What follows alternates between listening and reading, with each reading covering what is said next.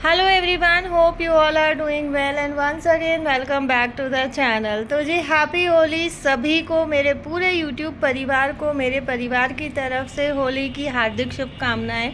और दिल्ली में फ़िलहाल मौसम का कुछ ये हाल है और इस महीने में या इस टाइम पे इतना फॉग होना वास्तव में एक अचंभे की बात है। अब आई डोंट नो कि ये रियली फॉग है या फिर स्मॉग है, क्योंकि सर्दियों में अगर इतनी फॉग होती है तो एक चीज़ समझ में आती है कि ठंड का मौसम है, ठंड में फॉग होना, धुंध होना लाजमी है। लेकिन इस समय पे आप देखो, मेरे बालकनी से मेन रोड साफ दिखाई देता है, लेकिन मेरी बालकनी या मेरी बिल्डिंग के सामने जो पेड़ है वो भी अच्छे से नहीं दिखाई दे रहे हैं, इतना ज़्यादा फॉग है। मैंने कैमरा थोड़ा नीचे किया है कि आपको जो नीचे का सरफेस है वो दिखाई दे और थोड़ा सा आइडिया हो जाए कि बहुत ज़्यादा दूर तक पेड़ नहीं दिखाई दे रहे हैं। आप लोगों के यहाँ किस तरीके का मौसम है ज़रूर शेयर कीजिएगा, और आज आप लोग क्या क्या कर रहे हैं वो भी ज़रूर शेयर कीजिएगा। यहाँ मैं तैयारी करने लगी हूँ नाश्ते की, लंच बोल सकते हैं, क्योंकि आजकल जैसे बच्चे लेट उठ रहे हैं, स्कूल नहीं जा रहे हैं, तो बच्चों का नाश्ता और लंच साथ ही हो रहा है। तो बस मेरी सुबह सुबह ड्यूटी यही रहती है कि मैं हस्बैंड का लंच प्रिपेयर करूं, बच्चों के लिए लंच प्रिपेयर करूं, अपना नाश्ता मैं थोड़ा बहुत हल्का फुल्का ले लेती हूं, नारियल पानी ले लेती हूं, एक आधा बिस्किट ले लेती हूं, या फिर मैं थोड़े बहुत मखाने ले लेती हूं।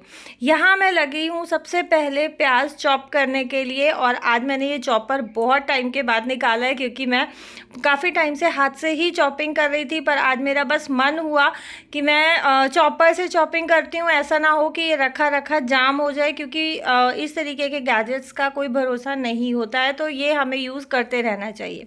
यहाँ आज मैं बनाने वाली हूँ कढ़ी। तो कढ़ी बनाने के लिए मैंने दही को बहुत अच्छे से फेंट लिया है, और इसको अब मैं ट्रांसफ़र कर रही हूँ बड़े बर्तन में। अगर मैं बड़े बर्तन में ही इस दही को फेंटती तो बर्तन बड़ा हो जाता, दही थोड़ा था तो छींटा बहुत दूर तक जाता। मैं पहले इसमें ना चम्मच से बेसन डाल रही थी, बट मुझे नहीं जमता है कि चम्मच वम्मच से फॉर्मेलिटी करके करो। मेरा काम बहुत फटाफट वाला होता है, तो मैं डायरेक्ट पैकेट ही पलट के और अपना हिसाब से मैं बेसन ले लेती हूँ। आप लोग अपनी फैमिली के हिसाब से बेसन ले सकते हैं।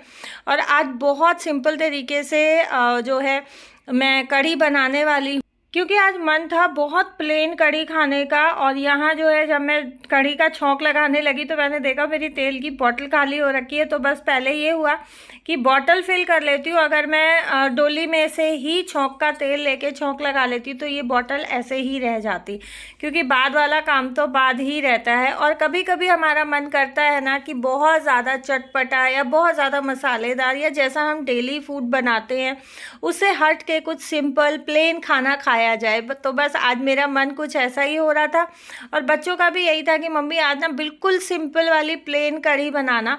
क्योंकि जब हम लोग मसाले डाल के कढ़ी बनाते हैं और एक हम जो बिल्कुल प्लेन सिंपल कढ़ी बनाते हैं, दोनों के फ्लेवर में बहुत ज़्यादा अंतर होता है।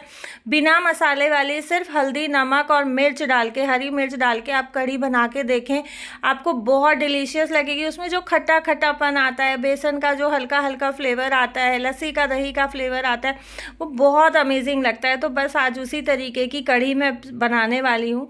और यहाँ जो है रात को गैस वगैरह साफ़ करके सोई थी, तो बस मेरा ये रहता है कि अगर मूड में हूँ और टाइम है तो मैं जो ये मेरे हॉब के अटैचमेंट्स हैं इनको लगा देती हूँ। नई मूड में होती हूँ तो इनको फिर मैं डायरेक्ट सुबह ही लगाती हूँ, क्योंकि चाय मेरी इंडक्शन पे बनती है। यहाँ कढ़ी जो है मैं हमेशा ही सरसों के तेल में बनाना प्रेफर करती हूँ, क्योंकि सरसों के तेल में ही कढ़ी का बहुत अच्छा टेस्ट आता है।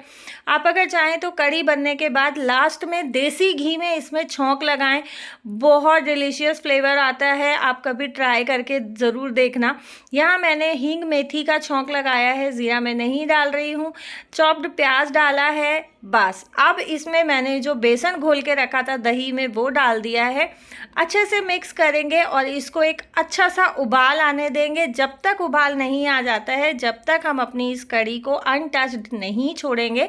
हम कंटिन्यूसली इसको चलाते रहेंगे, नहीं तो इसमें लम्प्स आ जाएंगे और नहीं तो ये जो बेसन है ये नीचे तली में चिपक जाएगा।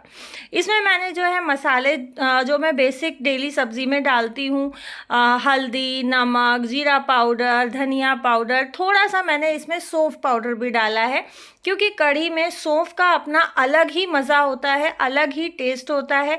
अगर आप लोग नहीं डालते हो तो हल्का सा सौंफ पाउडर डाल के देखें। यहाँ जो है ये मैंने मेथी सुखाई थी, ये बहुत अच्छे से सूख गई है। और इसकी सूखने की पहचान होती है कि सूखे हुए पत्तों में से जैसी आवाज़ आती है ना, हमारी मेथी में ऐसी ही आवाज़ आएगी। तो जी ये मेथी बहुत बढ़िया तरीके से सूख गई है और अब इस मेथी को रखूँगी मैं 1 दिन के लिए धूप में, ताकि जो थोड़ा बहुत इसमें हल्का फुल्का मॉइस्चर बचा हुआ है वो धूप की गर्मी से या सूरज की गर्मी से बिल्कुल निकल जाए और ये बहुत अच्छे तरीके से क्रिस्प हो जाए, ताकि जब हम हाथ से इसको क्रश करके पाउडर बनाएं तो बहुत अच्छे से बन जाए। अगर आपके यहाँ धूप नहीं आती है और आप धूप में नहीं रखना चाहते हैं तो इसको 1 मिनट के लिए या आधा मिनट के लिए, जैसा भी आपके गैस की फ्लेम है उस हिसाब से हम इसको गैस पे सेक सकते हैं क्रिस्प आने तक। हमें इसका कलर बिल्कुल चेंज नहीं करना है। अंदर सुखाने से आप देखें इसकी फ्रेशनेस और इसका कलर बिल्कुल एज इट इज़ है और महक भी बहुत अच्छी आ रही है।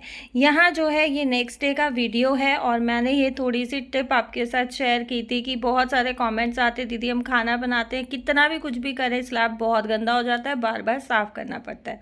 तो इसमें हम सबसे बड़ी गलती करते हैं कि हम लोग रोटियाँ डायरेक्ट बनानी शुरू कर देते हैं या न्यूज़पेपर बिछा लेते हैं। कई बार होता है न्यूज़पेपर में छेद होता है, पेपर है फट जाता है, तो न्यूज़पेपर की जगह या किसी भी पेपर की जगह हम लोग कपड़ा यूज़ करें। तो इससे क्या होगा कि जो हम रोटी बनाने के बाद जो सूखा आटा होता है वो या तो आपके चकले पे रहेगा या फिर जो है कपड़े पे आएगा। उसके बाद दूसरी चीज़ जो हमें ध्यान रखनी चाहिए कि हमें अपने बर्तनों को या बेलन को या चकले को हमेशा पोंछ के रखना चाहिए।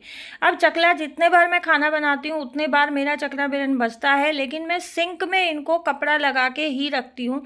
सिंक में अगर हम एज इट इज़ रख देते हैं, हमारे चकले पे भी आटा होता है, थोड़ा बहुत बेलन पे भी आटा होता है, तो वो सिंक में जाता है और सिंक में ब्लॉकेज का डर रहता है, क्योंकि आपको पता ही है कि आटा गीला होकर चिपचिपा हो जाता है। यहाँ जो ऊपर मैंने कपड़ा बिछाया था उसको मैंने यहाँ नीचे वाले कपड़े पे झाड़ लिया है और आप देखें कितना सारा इस पर आटा गिर गया है।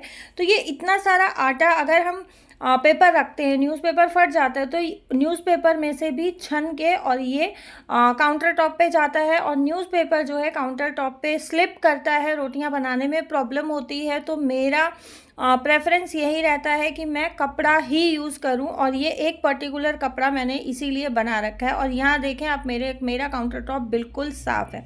यहाँ खाना बनाने के बाद मैं थोड़े से अपने मसाले वगैरह चेक कर लेती हूँ।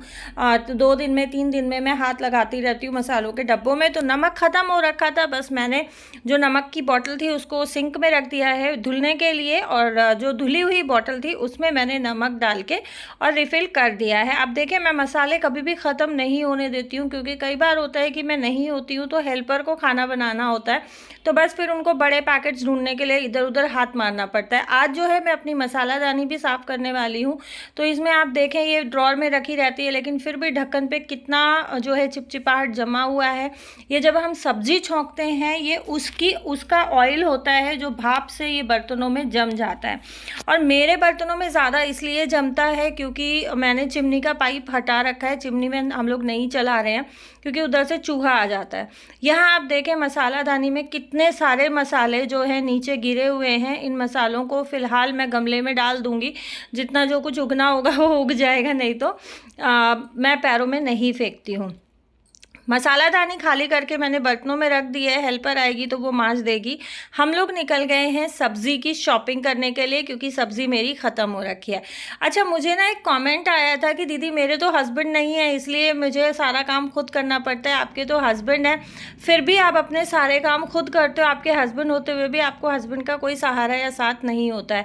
तो जी ऐसा बिल्कुल भी नहीं है। जब मेरे हस्बैंड को टाइम होता है तो वो फुली सपोर्ट करते हैं, वो बिल्कुल काम करते हैं घर के। आज मैं सब्जियां लेने आई हूँ, मैं हस्बैंड के साथ ही आई हूँ और मैं हस्बैंड को वीडियोस में लेती नहीं हूँ, इसलिए आप लोगों को पता नहीं चलता है कि मेरे हस्बैंड कुछ काम करते हैं या नहीं करते हैं। और दूसरी चीज़ मेरा मानना ये है कि सुबह से शाम तक जब आदमी ऑफिस में काम करके आता है, उसके बाद अगर हम औरतें आदमियों से ये एक्सपेक्टेशंस रखती हैं कि वो हमारे घर के काम करें, तो वो पॉसिबल नहीं होता है किसी भी इंसान के लिए। और मेरा मानना यही रहता है कि जब इंसान सुबह का गया हुआ रात को थक के घर वापस आया है, तो बजाय घर के कामों में लगने के लिए खा पी के वो रेस्ट करे। घर के काम करने के लिए मेरे पास बहुत बड़ा दिन होता है, और जब मैं इतनी ज़्यादा कैपेबल हूँ कि भाई मैं अपने घर के काम खुद से मैनेज कर सकती हूँ, क्योंकि मेरे हस्बैंड ने मुझे गाड़ी खरीद के दी हुई है, मेरे पास हर तरीके की सुख सुविधा है, तो फिर क्यों मैं हर छोटी छोटी चीज़ के लिए हस्बैंड को परेशान करूँ। तो ये मेरी अपनी पर्सनल सोच है। ये था मेरा आज का वीडियो। उम्मीद करती हूँ पसंद आया होगा। Thank you so much for watching.